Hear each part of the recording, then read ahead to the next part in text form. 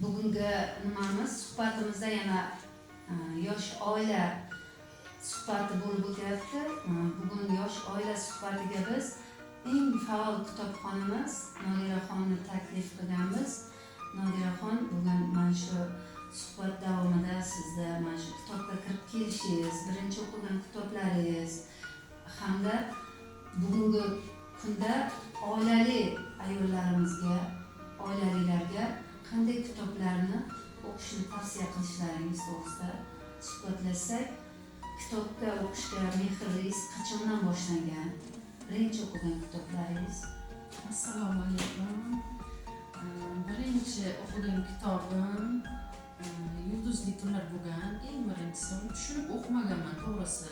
Yosh bo'lganman, birinchi sinf vaqtimda. Keyin o'tgan kunlar kitobini o'qidim. Uni juda yoqtirib o'qidim. Uni pashti 20 martadan oshiq o'qiganman. Chunki eng yaxshi ko'rgan kitobim, hozirgi kunda onalarga tavsiya qiladigan kitobim Baqirmaydigan onalar. Hadicha Kubrotonga. Buni ko'pchilik onalar o'qigan, biladi. Bolani baqirmasdan, urmasdan, qo'rqitmasdan tarbiya qilish. Bolani albatta qo'rqitmasdan, urmasdan tarbiya qilib turib, uni yaxshi gap bilan psixikasiga yomon ta'sir urib, yomon ta'sir qilmasdan tarbiya qilsa, albatta bu yaxshi.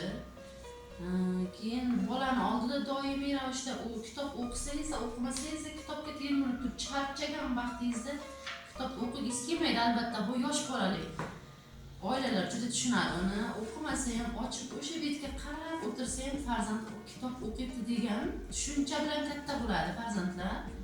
O'zim ko'p sinaganman buni. Juda charchagan, ishdan charchagan vaqtlarim albatta kitobga termilib o'tiraman. Farzandim kitob ochib, albatta kitobga qarab, kitobga mehr berib boshlagan. Chunki biz oilaviy xo'jayin, turmush o'rtog'im birda kitob o'qiydi. O'zim ham shunday.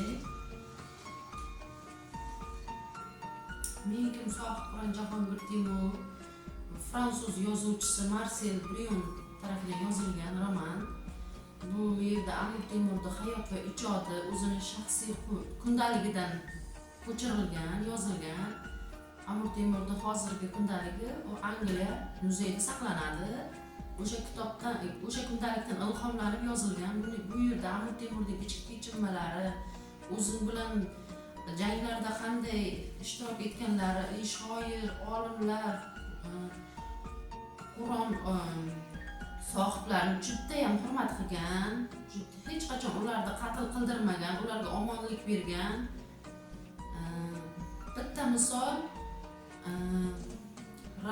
Rum hozirgi Turkiya bilan jang bo'lganda, Boyazid Yildirim bilan jangda shaharga kirib borishda o'z masjidga to'planishini buyurgan.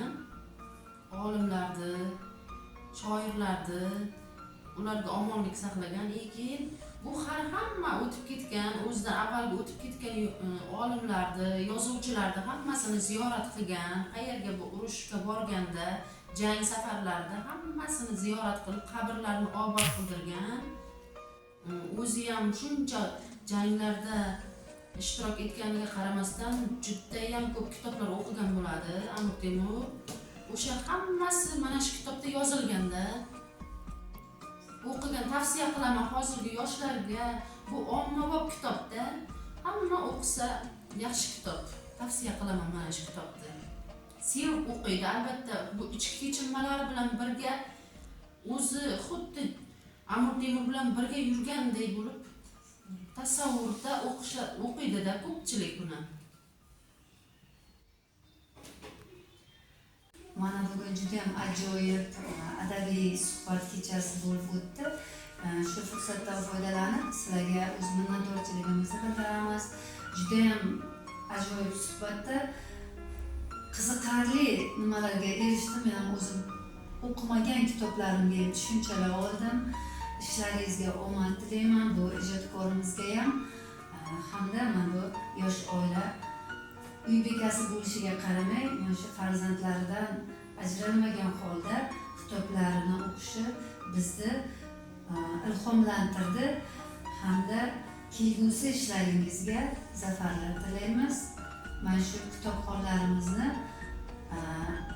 kitobxonlik saviyasiga oshiradi degan umiddamiz bu suhbat albatta. Rahmat e'tiborlaringiz.